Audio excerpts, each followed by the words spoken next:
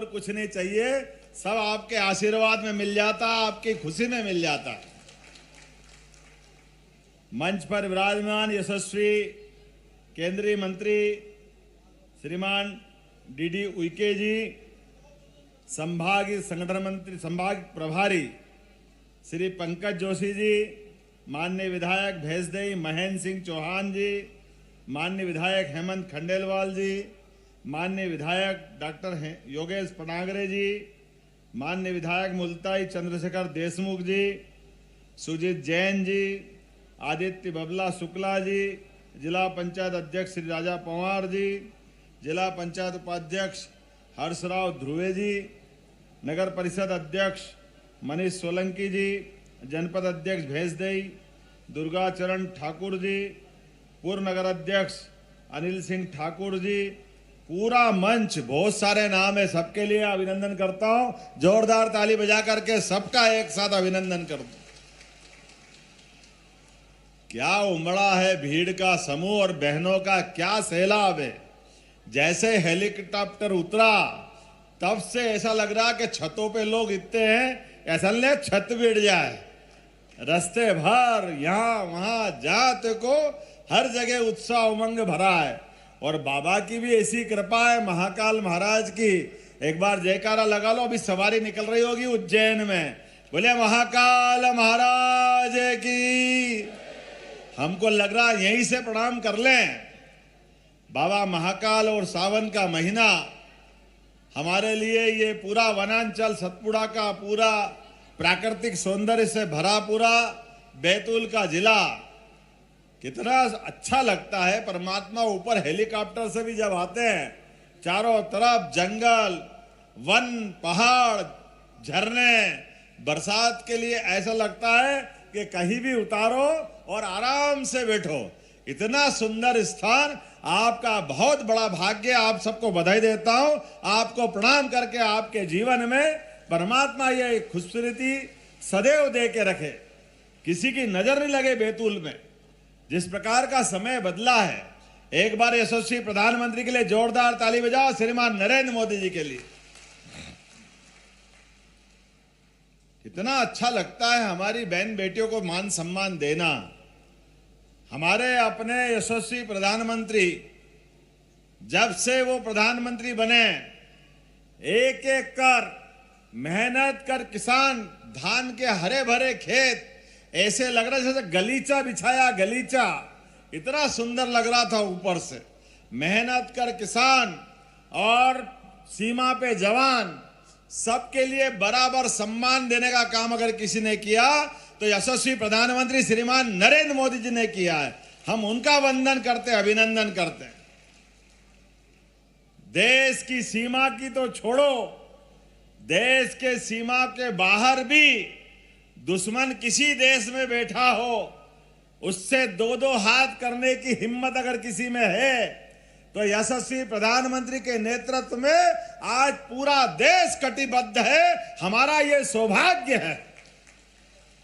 और एक बार नहीं, दो दो बार हमारे देश के आतंकवादियों को मारने के लिए देश की सीमाओं के बाहर जाकर के हमारी फौज ने यशस्वी प्रधानमंत्री के नेतृत्व में हवाई मार्ग से और पैदल मार्ग से मार करके ठिकाने लगाने का काम किसी ने किया है तो यशस्वी प्रधानमंत्री श्रीमान नरेंद्र मोदी जी ने किया है। आजादी के इस अवसर पर खास करके 15 अगस्त 3 दिन बाद है और 15 अगस्त के पहले देश के यशस्वी प्रधानमंत्री के नेतृत्व में हम सब एहसास कर रहे हैं, आजादी के बाद ऐसा नेतृत्व होना चाहिए जहां अमेरिका हो, रूस हो, इंग्लैंड हो, जापान हो, चाइना हो, कोई भी दुनिया का देश किसी भी देश की परेशानी के लिए अगर वो अपनी समस्या भी समाधान कराना चाहते हैं तो वह हमारे नेता नरेंद्र मोदी जी को याद करते हैं। यह हमारा सौभाग्य है, यह भारत का भाग्य, भारत का मान सम्मान है।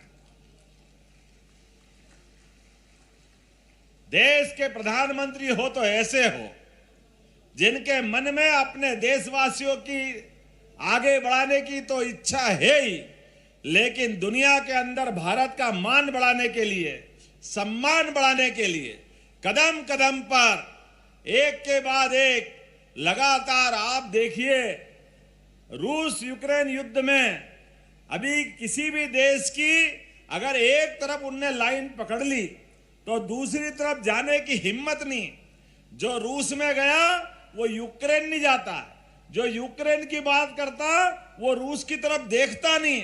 एकमात्र नेता है जो 20,000 बच्चों को दोनों देश से बचा के लाया, वो उनका नाम नरेंद्र मोदी है, जिनको दोनों देश मानते हैं। हमारे बच्चे कहीं फंसे हों और उनकी जान की लाले पड़े हों, ऐसे में हम सब देश के नेता से अपेक्षा करते हैं। और मुझे इस बात की प्रसन्नता है, यशस्वी प्रधानमंत्री हमेशा देशवासियों की अपेक्षा पे खरे उतरते हैं, और यही तो कारण है। आज रक्षाबंधन के अवसर पर याद दिलाना चाहूंगा आपको, इस देश के अंदर के हालात, धारा 370 जम्मू कश्मीर में 40,000 लोगों की हत्याएं हुई निरपराध। आजादी के बाद दुर्भाग्य से कांग्रेस ने ये जो उनके पहले प्रधानमंत्री ने गलत निर्णय किया था, और उसका परिणाम यह आया, चाहे सैनिक हो, पुलिस वाला हो, आम नागरिक हो, महिला हो, पुरुष हो, बच्चे हो, सबके सब लोगों का खून बहा, लेकिन दुर्भाग्य से कांग्रेस और उनके लोगों की परवाह नहीं रही। एकमात्र नेता नरेंद्र मोदी, मैं ये बात इसलिए कह रहा हूं कि 15 अगस्त का 78वां हमारा अपना स्वतंत्रता दिवस मना रहे हैं, तो देश की आजादी के समय की परिस्थिति को भी याद करना पड़ेगा। और हम ये भी याद करेंगे, यही नेता है जिनने अपने बलबूते पर डंके की चोट 370 को उठा के बाहर फेंक दिया और देश को इस झंझट से बाहर किया है। पूरा कश्मीर आज एक अलग दौर में पहुंचा है, विकास की धारा में शामिल हुआ है। यह हमारा सौभाग्य। और एक अकेला कश्मीर नहीं, अयोध्या में भगवान राम भी मुस्कुरा रहे हैं, तो उसका बड़ा कारण हमारी सरकार और सुप्रीम कोर्ट। जोरदार अभिनंदन करो, जय जय श्री राम। वनवासियों के बीच में, आदिवासियों के बीच में अगर कोई देवता पुजाते, वो एक ही देवता भगवान राम। कोई प्रतिमा रखी हो और प्रतिमा पे कपड़ा ढांक दे, पहचान में नहीं आने दे, लेकिन पास में केवल तीर और धनुष रख दे, तो अपने आप कोई भी बता देगा कि ये भगवान राम की प्रतिमा है, और किसी से पूछने की जरूरत नहीं। ऐसे हमारे वनवासियों के बीच, आदिवासियों के बीच पूजे जाने वाले भगवान राम, उनका मंदिर बनाने का भी झंझट निपटाने का काम सुप्रीम कोर्ट की मदद से अगर किसी ने किया है, तो यशस्वी प्रधानमंत्री श्रीमान नरेंद्र मोदी जी ने किया है। हमें इस बात का गर्व है। और अब तो यह समय कैसा अच्छा आया है, बहनों के सामने मैं कह रहा हूं, आजादी के बाद पहली बार ऐसा होगा कि हमारी लोकसभा, हमारी विधानसभा, इनके अंदर भी 33% आरक्षण महिलाओं का, बहनों का देने का अगर निर्णय किसी ने किया है, तो यशस्वी प्रधानमंत्री श्रीमान नरेंद्र मोदी जी ने किया है। मैं आपको इसकी बधाई देना चाहता हूं। आने वाले लोकसभा, विधानसभा, भाई लोगों, आप थोड़ी विचार कर लेना, आपकी जगह जाएगी और बहनों की जगह आएगी, धूमधाम से राखी मनेगी। ये एहसास कराने का काम किसी ने किया है। 33% आरक्षण आजादी के बाद पहली बार देने की हिम्मत दिखाई, तो 56 इंच के सीने वाले यशस्वी प्रधानमंत्री नरेंद्र मोदी जी ने दिखाई। हमें इस बात का आनंद है। अरे इस देश में सदैव से माता बहनों के लिए क्या सम्मान है बताने की जरूरत नहीं। बुद्धि की देवी माता सरस्वती, धन की अच्छा आपकी इच्छा हो, आकांक्षा हो, तो लक्ष्मी माता की पूजा करना पड़ता। और कोई भी युद्ध में जीतने जाना हो, किसी भी कष्ट से बाहर आना हो, तो सबकी इच्छा की पूर्ति करने वाली आद्य शक्ति दुर्गा, जो सबके लिए सदैव पराक्रम पुरुषार्थ का आशीर्वाद देती है। एक बार मां जगदम्बा को याद कर लो तो विजय ही विजय, चारों तरफ विजय, ये हमारी संस्कृति है। दुनिया में एकमात्र देश भारत है जो माता बहनों के लिए इतना सम्मान के साथ देखता है, और कोई देश ऐसा नहीं। अरे तो हमारे तो देवी देवताओं को भी याद करो तो सीताराम, पहले हमारी सीता माता याद आएगी, बाद में भगवान राम याद आएंगे। राधा कृष्ण, पहले राधा जी याद आएगी, फिर भगवान कृष्ण आएंगे। इतनी उदात्त सनातन संस्कृति के लिए अभिनंदन करते हैं, हम सब एक दूसरे का स्वागत करते हैं। इसलिए हमारे तीज त्योहार, हमारे पर्व कदम कदम पे हमको अपनी जड़ों की तरफ बुलाते हैं। हमारी जड़ें भी इतनी गहरी है कि दुनिया के कई देश, बड़े बड़े महाशक्तिशाली देश आए और गए। इसलिए इकबाल ने कहा है, कुछ बात है कि हस्ती मिटती नहीं हमारी। यूनान, मिस्र, रोम बहुत बड़े बड़े देश थे, लेकिन इस आंधी में उनके पते ही नहीं चले वो कहां गए। इन सारी झंझटों में 1000 साल की गुलामी के बाद भी अगर कोई देश अपने स्थान पे खड़ा होकर के दुनिया के सामने अपनी पहचान बनाता है, उस देश का नाम है भारत वर्ष। बोलो भारत माता की। अपनी मातृ संस्था से हमारा संबंध क्या जुड़ता है, ये अपने आप बता देता है। सारे दुनिया के 200 से ज्यादा देश वो सब पुरुष प्रधान संस्कृति को मानते हैं। कोई अमेरिका को माता नहीं कहता, इंग्लैंड को माता नहीं कहता। एकमात्र देश भारत है जो कहता है भारत माता की। मातृ सत्ता की जो अधीनता मानता है, माता बहनों की जो इज्जत करना जानता है। और तो और हम तो पृथ्वी पे भी नवग्रह में सारे ग्रहों के अंदर एकमात्र पृथ्वी है जिनको वसुंधरा के माता के बुलाते हैं। ये सम्मान देने की हमारी संस्कृति है, ये हमारी पद्धति है। इसलिए सनातन संस्कृति में अगर सोकर के नींद के उठने के बाद व्यक्ति अपने पलंग से उतरने के बाद पैर भी रखता है तो पहले पृथ्वी माँ को प्रणाम करता है, नमस्कार करता है, उसके बाद वो अपने चरण धरता है। हमारे लिए सौभाग्य की बात है, ये वसुधा हमको लेके चलती है। और इसकी संस्कृति में ये त्योहार 12 महीनों में भी सबसे भारी महीना कौन? सावन का महीना। जैसे ही उमड़ते घुमड़ते बादल आए और बादल में बरसात झमाझम बरसे तो बहनों की आंखों की चमक बढ़ जाती है। धीरे धीरे सावन आ रहा है, सावन आ रहा है। अपने भाई की याद आती है, मायके की याद आती है। और बहनों का तो ये सौभाग्य है, वो ससुराल में भी ये पूरे आनंद के साथ पूरे परिवार को लेके चलती है। और भाई के माध्यम से मायके में भी सबकी भलाई की कामना करती है। ऐसी बहनों को प्रणाम करता हूं, आपका आशीर्वाद सदैव बना रहे। हमारे ऋषि मुनियों ने भी सारे व्रत त्योहार की परंपरा बनाई है। और व्रत त्योहार भी कैसे? अगर पर्व की बात करो तो एकादशी पर्व, जन्माष्टमी पर्व, रामनवमी पर्व, पर्व मतलब उपवास, कुछ खाना नहीं है। नवरात्रि पर्व, खाना नहीं है।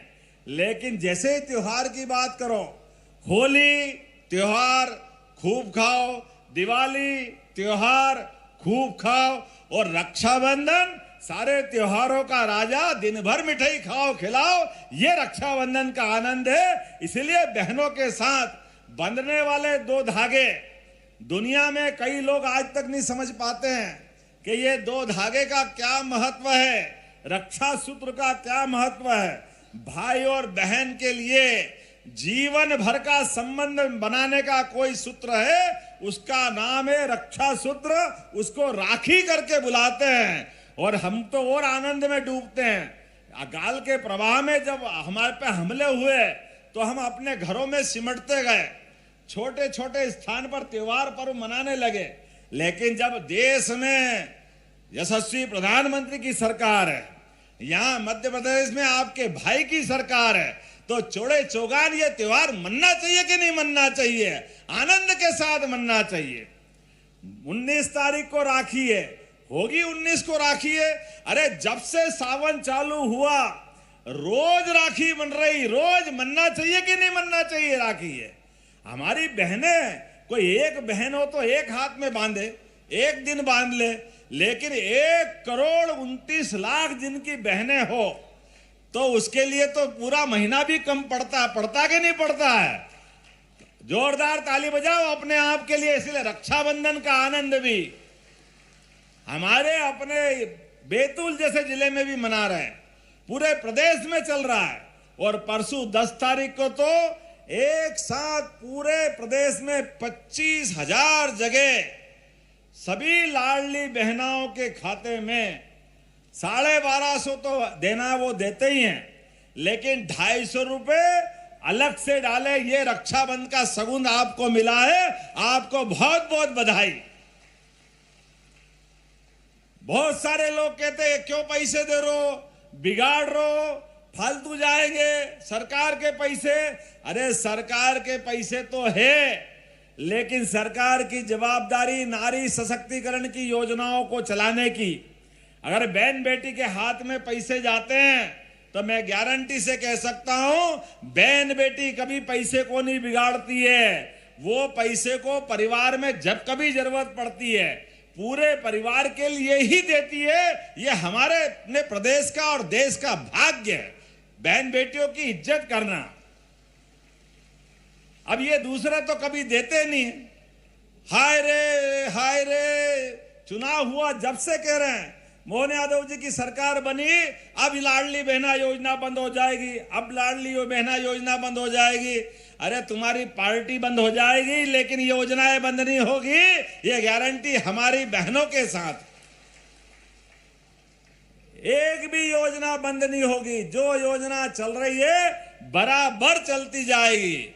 और अभी तो 250 दिए हैं, चिंता मत करो, इतने देंगे पैसे, इतने पैसे देंगे कि उनकी आंखें फटी रह जाएगी, वो रोते रहेंगे और हम देते रहेंगे, देते रहेंगे, देते रहेंगे। सरकार काहे के लिए होती है?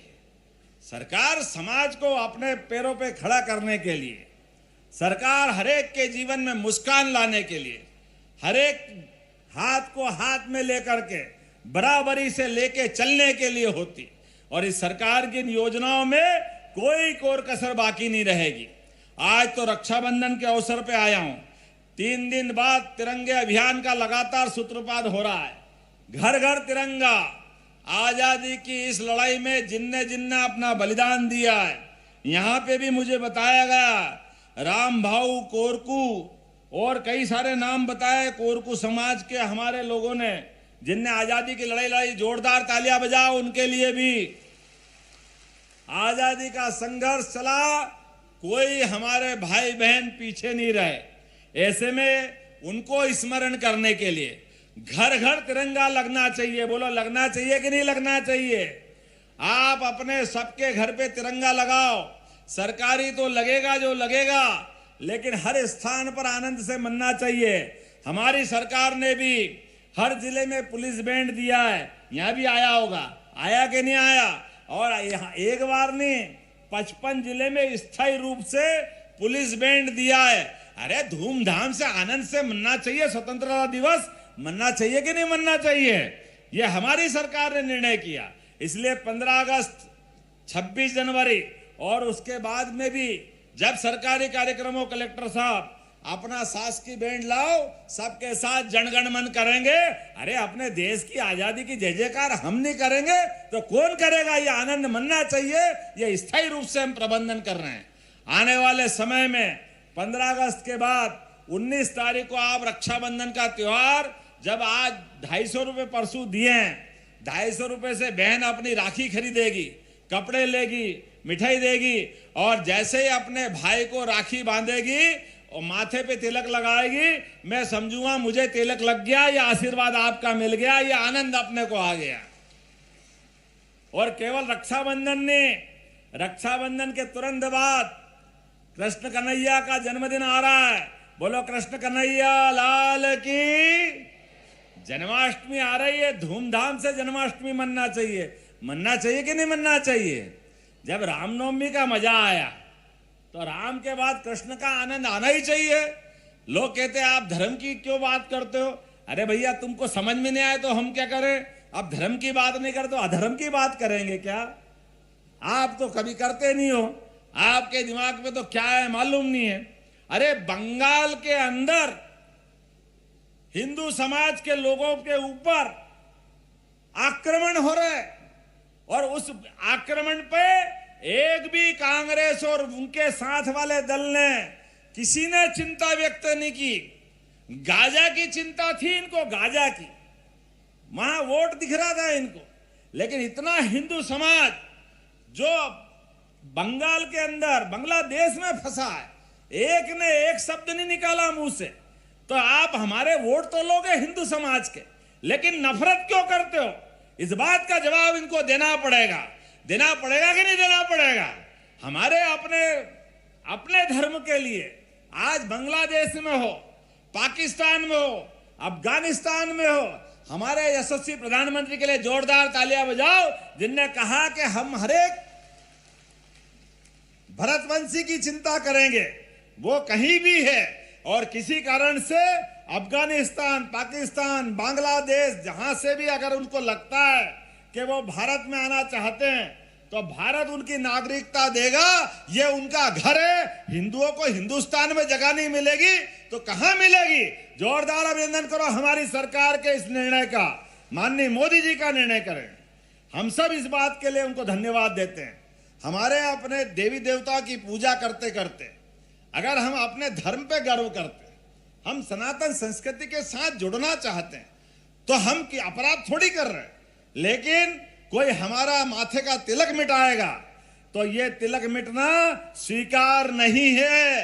ये सारे तीज त्योहार कोई मनाने से रोकेगा, हम मंजूर नहीं करेंगे, इसका विरोध करेंगे।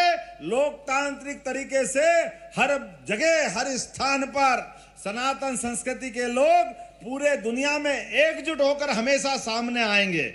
मेरी अपनी ओर से आज के इस अवसर पर बहुत बहुत बधाई देना चाहता हूं। यहां कुछ मांगे बताइए मेरे सामने। आपने कहा कि भेसदेई महाविद्यालय का नाम स्वर्गीय गंजन सिंह कोरकू है, बताओ कौन सा?